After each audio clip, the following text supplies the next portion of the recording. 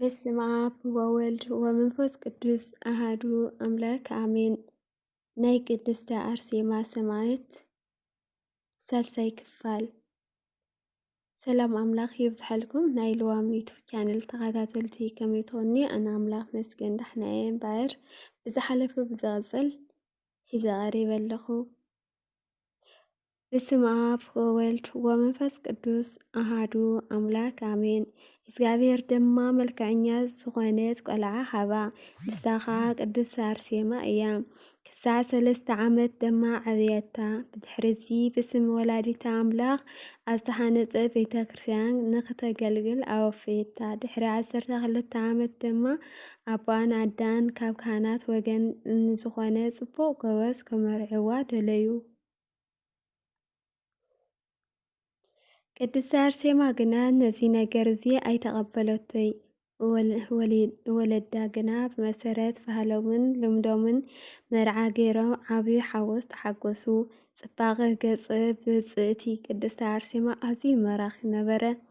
ኣብቲ ዘመንቲ ኣብ ውሽጢ እቲ ሃገር ብቕድሚኣ ኮነ ብድሕሪኣ ብመልክዕን ጽባቐን ዝወዳደራ ኣይነበረትን።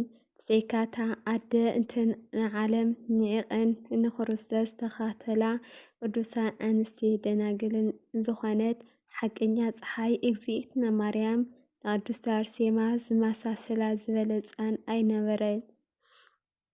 ጓል 15 ዓመት ኣብ ዝነበረትሉ ግዜ ንኸሓዲ ዲዮቅልጥያኖስ ሰይጣን ኣለዓዓሎ። ከሓዲ ንጉስ ዲዮቅልጥያኖስ ሰበይቲ ንኽእቱ መልክዓ ጽብቕቲ ዝኾነት ጓል ክምርዖ ደለየ። መልክዓ ጽብቕቲ ዝኾነት ጓል ኣንስተይቲ ንኽመርፅሉ ናብ ኩሉ ሃገር ክኸዱን መልክዓን ቅርፃን ድማ ብሰሌዳ ስኢሎም ንኸርእይዎ ሰኣልቲ ኣዘዘ። እቶም ሰኣልቲ ድማ ኣብ ሃገር ሮሜ ምስ በጽሑ ሓደ ናይ ደናግል ገዳም ረኸቡ። ኣብኡ እውን ንቅድስት አርሴማ ረኸብዋ። ቅድስት አርሴማ ድማ ምልክዕትን ጽብቕትን ገጽ ማራኽን ነበረት። ኣብቲ ውሽጢ ገዳም ንዓኣ ትመስል ምልክዕቲ ኣይነበረትን፣ መልክዓ እውን ዝመስላ ኣይነበረን። እዚኣ እቶም ሰኣልቲ ስእላ ስኢሎም ናብ ንጉስ ዲዮቅልጥያኖስ ለኣኹ። እቲ ንጉስ ድማ ስእላ ምስ ረአየ ፈጺሙ ተሓጐሰ። ብዛዕባ መርዑኡ ናብኡ ንኽመጹ እቶም ህዝቢ ንኽጽውዖም ናብ ነገስታቱ መኳንንቲ ለኣኸ። እተን ደናግል ነዚ ነገር እዚ ምስ ፈለጣ በኸያ ተስእን ንኽረድኣንን ብድንግልና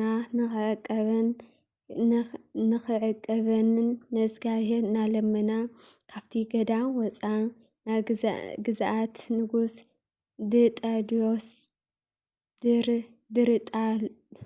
ድርጣድዮስ ዝኾነት ሃገር ኣርመንያ ድማ በጽሓ።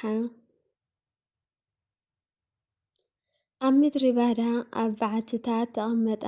ኣብዞም 75 ደቂ ኣንስትዮ ካብዞም 75 ደቂ ኣንስትዮ ተባዕትዮን ደቂ ኣንስትዮን እተን 39 ደናግል ነበራ። ብዓብዪ ሽግር እውን ተቐሚጣ ትረኽቦ ምግቢ ኣይነበረን።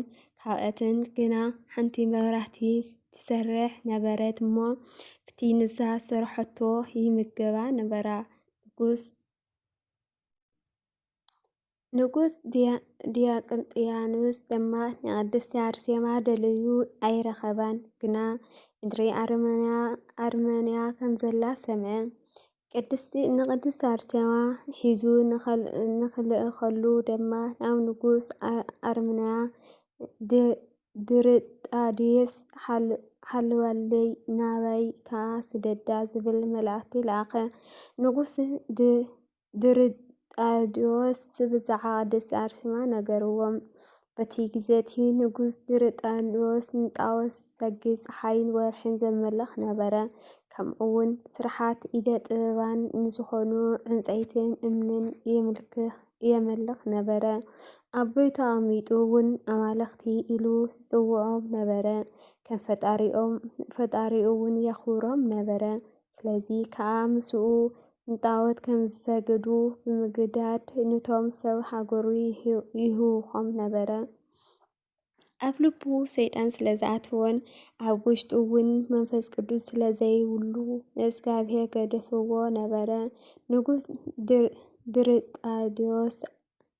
ድርጣድስ ኣብ ሃገር ሰሪያ ካብ ደማስቆ ጀሚሩ ክሳብ ሮማ ቂሳርያ ኤፍራጥስ ዝሾሞ ጥልያኖስ ሹም ነበሮ።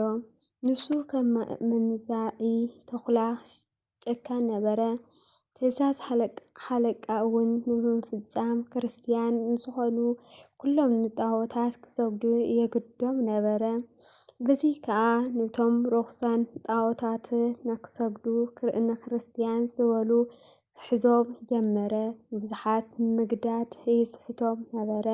ገለ ካብቶም ክርስቲያን ግና ምንቲ ፍቅሪ ክርስቶስ ንጣዖት ኣይሰግዱን እምቢ ዝብሉ ነበሩ። እዞም ምእንቲ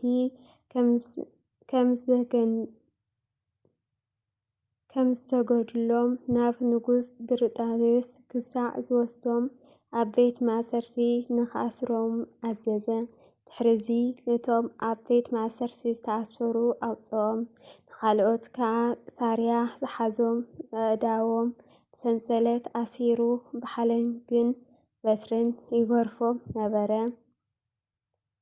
ቅድስቲ ኣርሴማ ግና ኣብ ደርቢ ኣዳራሽ ኮይና ትጽሊ ነበረት። ከም ልማዳ ድማ መጽሓፍቲ ተንብብ ነበረት። እቲ ተንብቦ ቃል ንዓኣ ጥራይ ዘይኮነ ኣንቢባ ብቋንቋ ሃገሩ ትትርጉዖን ምስቲ በዓል እውን ትረድኦ ነበረት። ከምቲ ሐዋርያ ያዕቆብ ንኩሉ ሕጊ ዝፍጽም ብሓንቲ እንተ ደኣ ስሒቱ በደለኛን ዓመፀኛን ይኸውን ከም ዝበለ ቅድስቲ ኣርሴማ እውን ሕጊ መጽሓፍቲ ተጠንቂቓ ትሕሎ ነበረት። ሽዑ ብጽእቲ ኣርሴማ እዞም ሰማዕታት ክገርፍዎም ምስ ረኣየት ብዛዕቦም ሓተተት እሞ ስለ ክርስቶስ ይግረፉ ከም ዘለዉ ነገርዋ። ሽዑ ንብዓት ካብ ዒንታ ናብ ገጻ ከዓወት። እንቲ እዞም ሰማዕታት ከዓ ንክትጽሊ ብምረት ልቢ ናብ ሰማይ ኣንቃዕረረት። ድሕሪዚ ካብ እግዚአብሔር ተገለጸላ ኣክሊል ብርሃን ዝሓዙ መላእክቲ ብርሃን እቶም ሰማዕታት ንክብርህዎምን ንክስልሞምን ረአየት።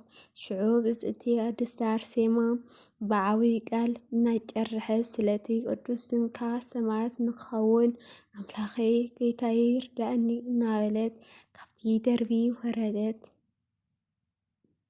ብጽእቲ ቅድስቲ ኣርሴማ ክዳና ተኸዲና ድማ ናብቶም ከደት እሞ ምስ ቀረበት እቲ ገዛኢ ጥሊሚዎስ ረአያ። ምስ ረአያ ድማ ተንበደ፣ ልቡ እውን ተረበሸ። ናብ ቤታ ንክትኸይድ ከዓ ኣዘዛ። እቶም ዝገርፍዎም ዝነበሩ እውን ንክሓድግዎም ኣዘዘ።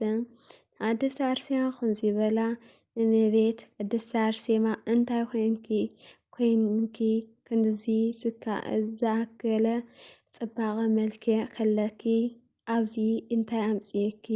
ኦ ብጽእቲ ቅድስቲ ኣርሴማ ንስኺ ብኩሉ ዝተሰለምኪ ክትኮኒ ከለኺ ካብ ደርቢ ቤትኪ ዘምጽኣኪ ስራሕ እንታይ እዩ? ንመንከራ ናባና ንክትመጺ ዘገደደኪ ኸ መን እዩ? ንስኺ ነቶም ዝሓዝክዎምን ምእንታይ ሓዲግዎም እንተኺእልኪ ካብ ምግራፍቶም ምእንታኺ ኢለ ክሓድጎም እየ። እቶም ትፈትዮም እውን ከምኡ በላ። ሽዑ ብጽእቲ ቅድስቲ ኣርሴማ ንየማን ንጸጋም ገጻ ኣብ ልባን ምላእ ሰውነታን ብትእምርተ መስቀል ኣማዕተበት። እቲ ሸመኛ ከምዚ ናበለት ገሰጸቶ፣ ኣታ ዝንጉዕን በደለኛ እዞም ጽኑዓት ሰማዕታት ክርስቶስ ምእንታይ ኢልካ ንምንታይ ትሓድጎም? ንሳቶምሲ ምንቲ ስም ክርስቶስ ሰማዕታት ንኾኑ ዝተዳለዉ እዮም። ብሩኽ ኣኽሊል መንግስተ ሰማያት እውን ተዳልይዎም ኣሎ በለቶ። ኣሜን። ይቐጽል። ወስብሐት ለእግዚአብሔር።